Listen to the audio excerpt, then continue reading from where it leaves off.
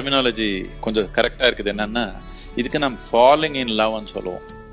No standing in love, no climbing in love, no flying in love, falling in love. எனக்கு நானுன்ற தன்மை கொஞ்சம் கீழே விழுந்ததான், நானுன்ற தன்மை கொஞ்சம் குறைச்சாதான் இது முடியும். நீங்க தனியா இருக்கிறப்போ எல்லாமே நான் தான். நீங்க தானே உங்க வாழ்க்கையில ஹீரோ.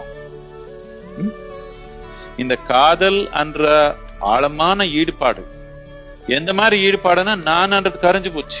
நான்ன்றது முக்கியமா இல்லாம போச்சு. எனக்கு என் வாழ்க்கையில நான் ஹீரோ இல்ல, வேற யாரோ எனக்கு முக்கியமாயிடுச்சு.